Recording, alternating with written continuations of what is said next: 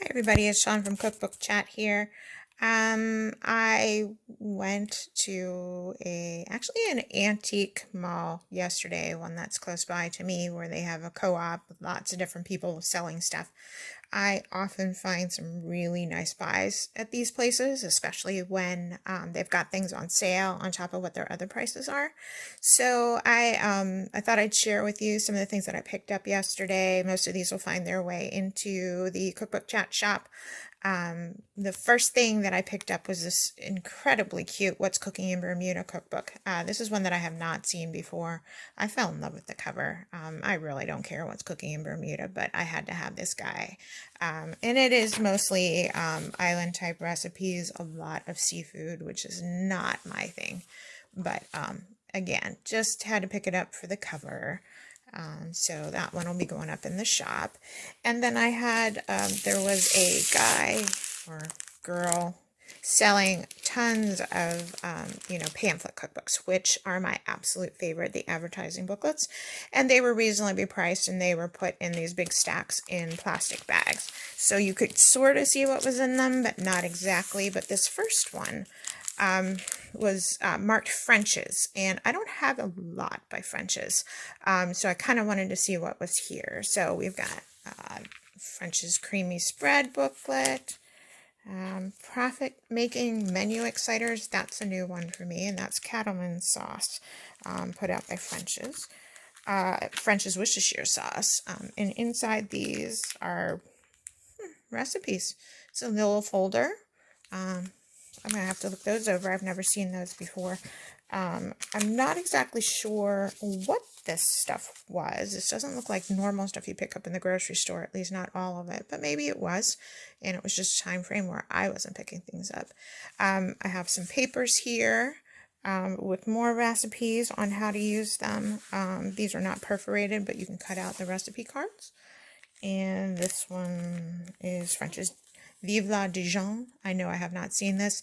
This looks 1980s to me.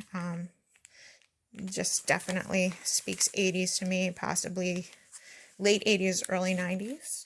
Here are some more, cardboard recipe cards that you can cut out, which were not cut out. These are all different. And then tastemaker recipes for mustard, French's yellow mustard. Look at that, glass jar. Wish we still had those.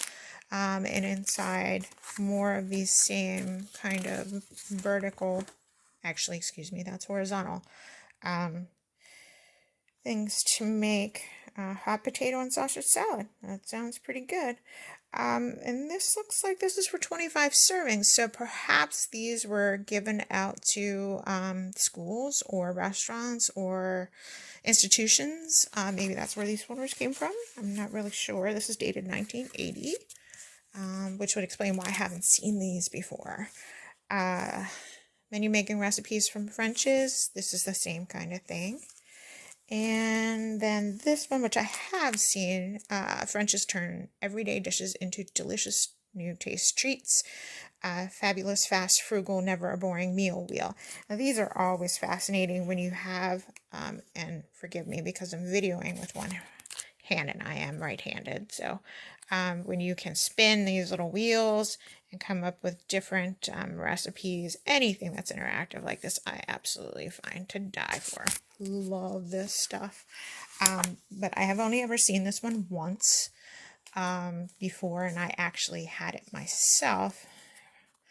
But this is only the second ever copy I've seen, so this is pretty cool.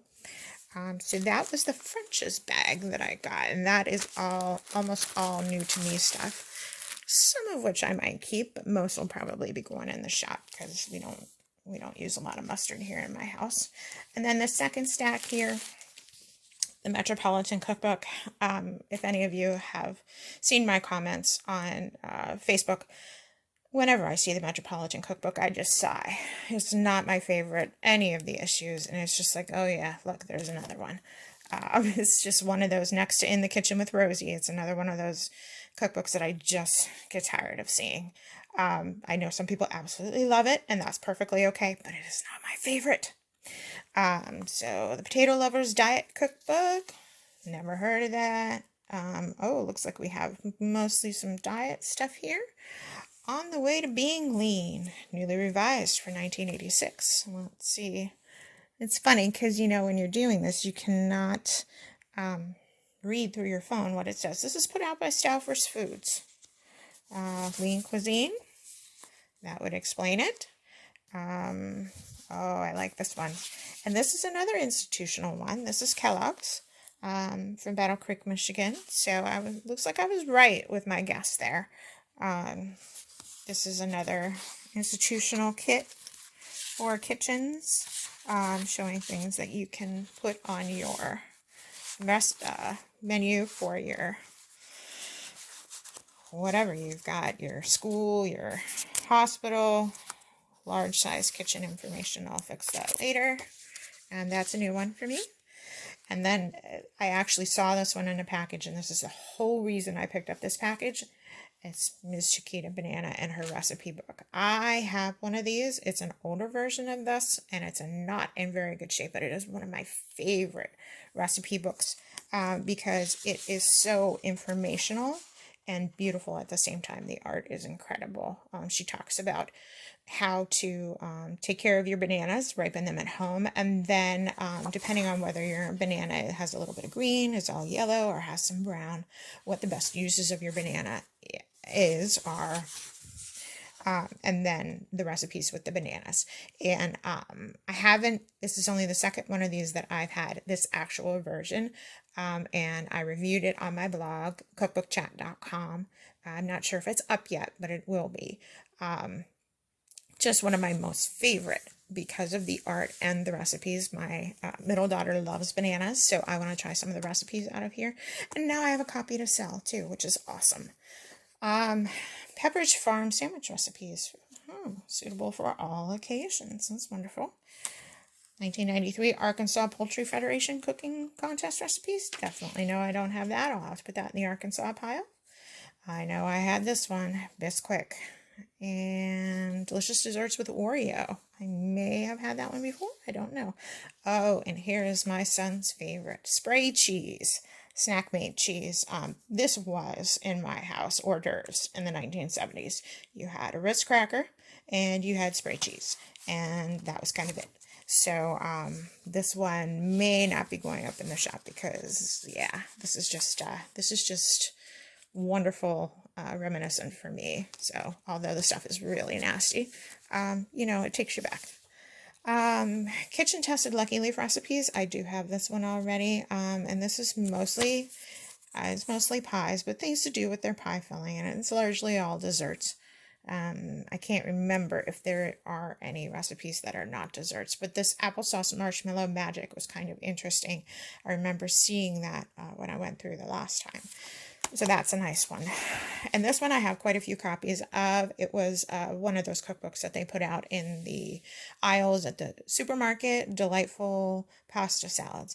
My family will not touch pasta salad. Cold pasta is not their thing, so this definitely will not be staying with me.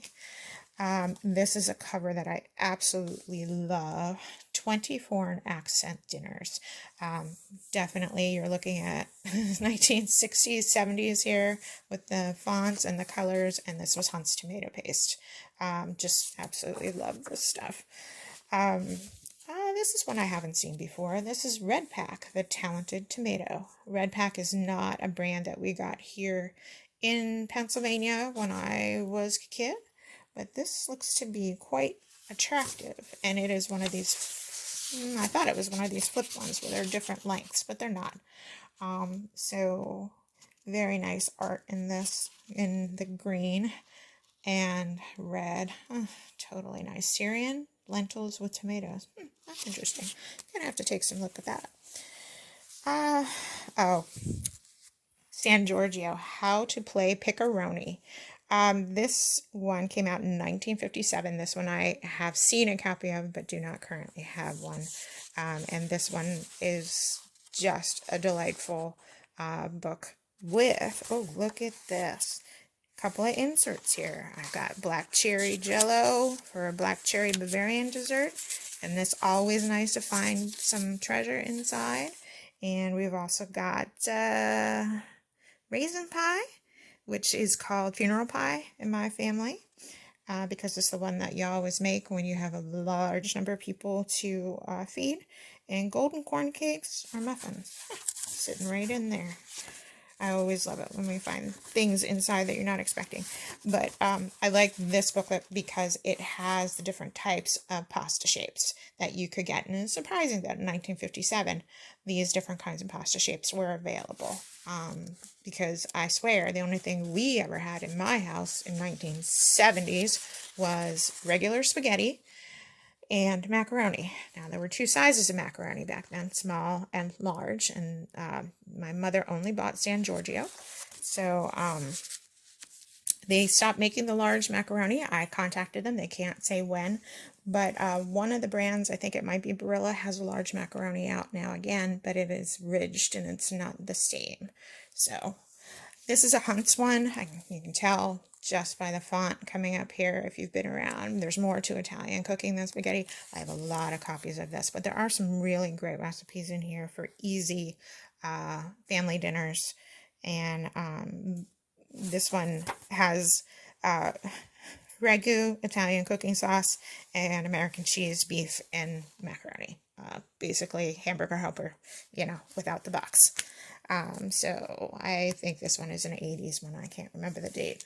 Wishbone, quick guide to quick and easy marinating grilling. Looks to me like 1980s. Did a lot of that kind of stuff in the 80s. I think I've seen this one before. And then this one is falling apart, and I'm going to move these over. This one has lost its covers. Oh, modern carefree gas cooking with Kenmore. Okay, and it was Sears and Roebuck, which we all know what happened to Sears, or is happening to Sears. This is dated 1950, and it is completely, separate here. But to me, that doesn't matter at all because I don't collect for quality. I collect for interest, so I don't mind that at all.